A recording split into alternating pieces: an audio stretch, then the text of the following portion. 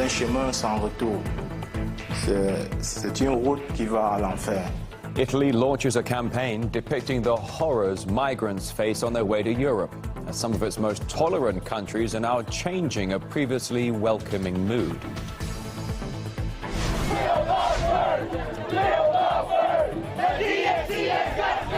Amid protests outside the Democratic Convention, Hillary Clinton makes history, becoming America's first female presidential nominee as the race for the White House hots up.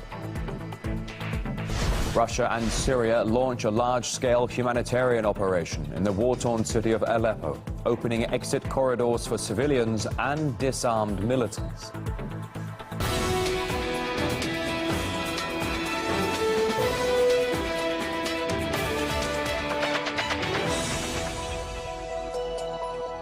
Just turning midday in Moscow on this Friday. Thanks for joining us. It's RT International. The horrors that migrants face on their way to Europe are being depicted in a new media campaign launched by Italy.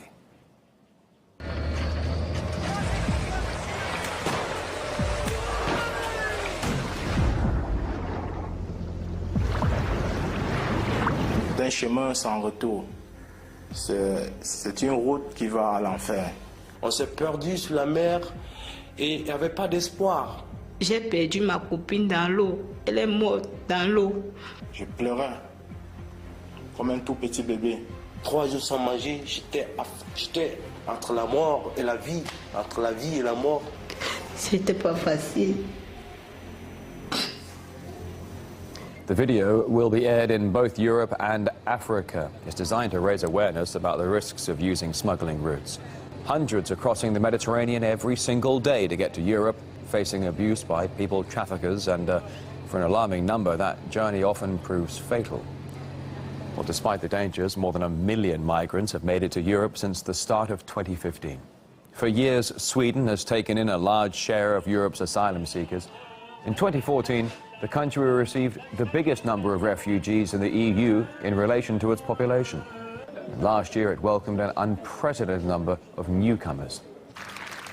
However, the welcoming mood is starting to change. Stickers like these have started appearing on the streets of Sweden, and incidents of violence against migrants are increasingly coming into the spotlight.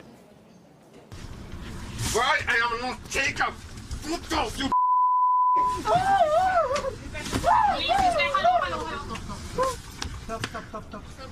Well, attacks have also been directed at Swedes. Back in January, a woman who worked in a Swedish refugee center was stabbed to death by a refugee. The killing fueled fears of more violence amid the huge inflow of migrants. The Swedish researcher and radio host Henrik Palmgren says the country is facing huge security problems because of its generous refugee policy.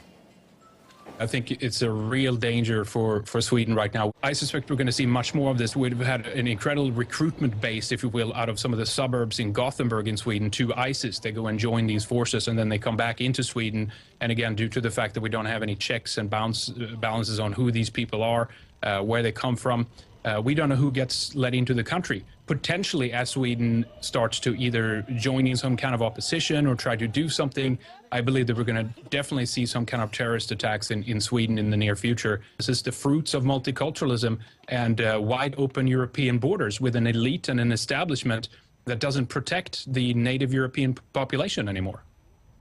Refugee policies have put the German Chancellor in the hot seat as Angela Merkel addressed the media in the wake of a series of deadly attacks in the country. Peter Oliver reports. It was much anticipated. Big questions were prepared for the Chancellor. 2002-2003 haben Sie den Irakkrieg unterstützt, der ISIS entstehen lassen hat. Ist das Ihr politisch größter Irrtum gewesen? Wie wollen Sie verhindern, dass manchmal bis zu 5000 Flüchtlinge am Tag über Afrika Richtung Europa kommen? Inwieweit fühlen Sie sich persönlich verantwortlich für diese Phänomene, Stichwort Terror, sexuelle Übergriffe? After a tumultuous 11 days here in Germany, which saw 4 attacks, 3 of those carried out by asylum seekers and 2 with direct links to Islamic State, Angela Merkel still says she's sticking to her original plan when it comes to refugees. The fact that the two men who came to Germany as refugees are responsible for the attacks in Würzburg and Ansbach mocks the country that took them in. And I would like to add that it is totally unimportant whether these two arrived with the many other refugees before or after September the 4th of last year. Germany took in over 1 million refugees last year at Mrs. Merkel's invitation. The latest numbers show almost 200,000 arrived in the first quarter of 2016. The Würzburg axe attack and the Ansbach suicide bombing have turned public opinion online. Many throwing her words, wir schaffen das, we can do it, when it comes to refugees, right back at her. While others are unhappy she hasn't closed borders. Then there are those who aren't holding back their fury and calling for her to step down. Of course, it's not going down very well. You know, you need leadership in the times of crisis. You need someone to step up and say, okay, things are under control. We're going to act accordingly. We're going to do what is necessary. It's a scandal.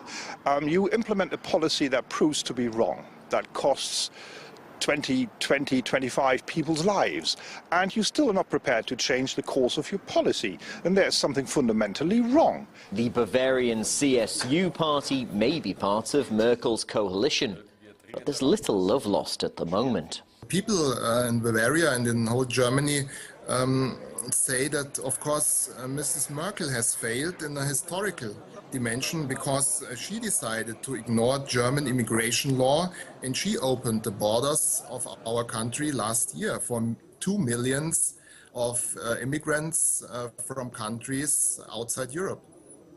For many in the country, Angela Merkel's comments came far too late. Merkel still quiet was a trend on social media.